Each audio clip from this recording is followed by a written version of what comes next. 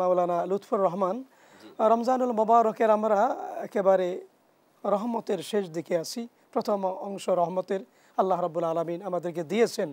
তো এই রোজার আধুনিক মাসলা মাসাইল আমরা জানার আগে রমজানুল মোবারকের কিন্তু ফজিলত আছে বা রহমতের জি অংশে আমরা আছি। তো এই ফজিলতটা যদি সংক্ষেপে একটু বলতেন, আমরা রোজাদারের কি পুরস্কার? জি ধন্যবাদ। নাহমাদুহু ওয়া নুসাল্লি আলা রাসূলিহিল কারীম, আম্মা বাদ। আল্লাহ রাব্বুল আলামিন হাদিসে কুদসির ভিতরে বলেন, রোজাদারদের পুরস্কার বলতে গিয়ে আল্লাহ রাব্বুল আলামিন বলেন যে আস-সাওমু লি ওয়া আনা আজজি বিহি, যে রোজা হচ্ছে আমার জন্য, এটার প্রতিদান আমি রব্বুল আলামিন নিজেই দিব।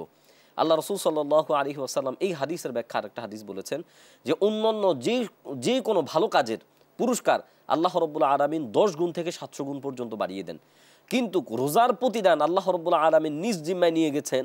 এটার পুরস্কার আল্লাহ রাব্বুল আলামিন কত গুণ বাড়াবেন তা বলে শেষ করা যাবে না। এটা যে শেষ করা যাবে না এবং এই পুরস্কারটা যে কত বড় হবে এটা আমরা অনুমান করতে পারি আমরা আরেকটা বিষয় থেকে। সেটা হচ্ছে জাহান্নামের দরজা আমরা জানি 7টা এবং জান্নাতের দরজাও 7টা, কিন্তু জান্নাতের অতিরিক্ত একটা দরজা আছে, যার কারণে জান্নাতের দরজা হয়ে গিয়েছে 8টা। এই অতিরিক্ত একটা দরজা শুধুমাত্র রোজাদারদের জন্য, তাদেরকে বিশেষায়িত করার জন্য, তাদের মর্যাদার স্বীকৃতি দেওয়ার জন্য আল্লাহ রাব্বুল আলামিন অতিরিক্ত একটা দরজা রেখেছেন, যেটা রোজাদারদের জন্য রাইয়ান। ওই দরজা দিয়ে শুধু রোজাদাররাই প্রবেশ করবেন।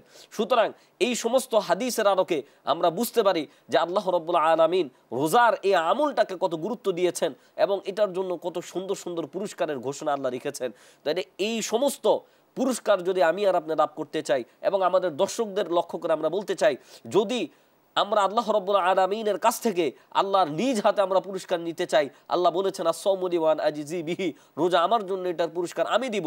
আমরা যদি আল্লাহ রাব্বুল আলামিনের কাছ থেকে পুরস্কৃত হতে চাই, তাহলে রমজানের প্রতিটা রোজা রাখা, বিশেষ করে এখন রহমতের শেষ লগ্নে আমরা আছি, এই মুহূর্তটা আল্লাহ তাআলার রহমতে আমরা সবাই স্নান করে যদি পুত পবিত্র হয়ে যেতে পারি, আল্লাহ রাব্বুল আলামিন রহমতের বাড়ি বর্ষণ দিয়ে যদি আমরা আমাদের ভিতরের গুনাহের সমস্ত ক্লান্তিকতাকে আমরা দূর করে দিতে পারি, তাহলে ইনশাআল্লাহ আমাদের মাগফিরাত এবং নাজাত আরো বেশি সুন্দর হবে এবং আরো বেশি আনন্দ ঘন হবে এবং আরো বেশি ইবাদত ঘন হবে। আমরা এই প্রত্যাশা করি ইনশাআল্লাহ আমাদের রহমত থেকে বিদায় নিই এবং আল্লাহ রাব্বুল আলামিনের কাছে দোয়া নিই আমরা আমাদের পরবর্তী। শুকরিয়া, জাযাকাল্লাহ মাওলানা লুৎফর রহমান, আপনি সুন্দর বলেছেন। ইনশাআল্লাহ আবার আপনার কাছে আসবো। জি ধন্যবাদ।